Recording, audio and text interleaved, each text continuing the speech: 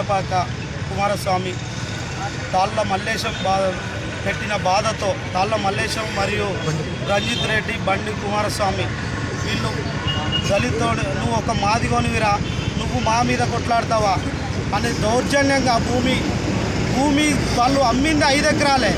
5 ఎకరాలకు 6 ఎకరాల 20 గుంటలు.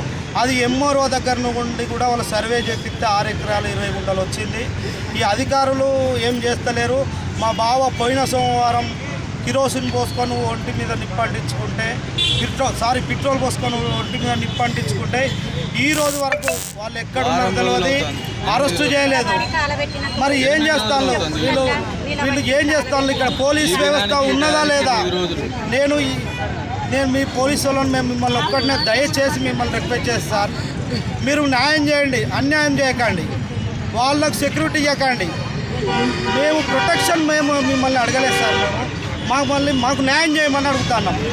ఆ కుటుంబాన్ని చూసి ఇక్కడ స్థానిక ఎమ్మెల్యే తూర్పు నియోజకవర్గ ఎమ్మెల్యే కొండ సురేఖ గారు కూడా దీని మీద యాక్షన్, ఇప్పుడు మంత్రి వాళ్ళు గౌరవనీయ మంత్రివర్యులు దీని మీద యాక్షన్ తీసుకొని నిందితులను వెంటనే అరెస్ట్ చేయాలని మేము డిమాండ్ చేస్తున్నాం. Thank you. రోజు మా మామయ్య పొద్దున 11:30 నుంచి 12 మధ్యలో పెట్రోల్ పోసుకొని తగలబెట్టుకున్నాం. మా ల్యాండ్ మాకు ఇవ్వనందుకే మా అమ్మాయి మాకు 6 గుంటలు 6 ఎకరాల 20 గుంటలు ఉండేది. 5 ఎకరాలు మేము అమ్మినాం. ఇంకా ఎకరం 20 గుంటలు జాగుండేది.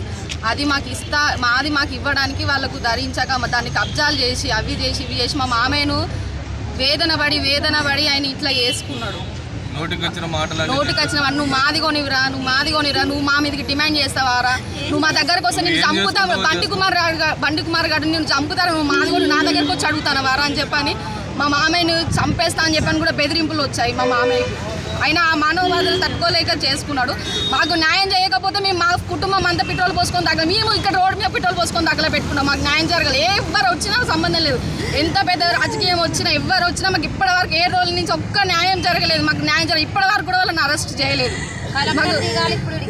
ఎవరు ఎంత పెద్ద సార్ వచ్చాని ఇప్పుడు మాకు న్యాయం జరగాలి. ఇక్కడ జరగకపోతే కానీ శవాన్ని తీసేదే లేదు.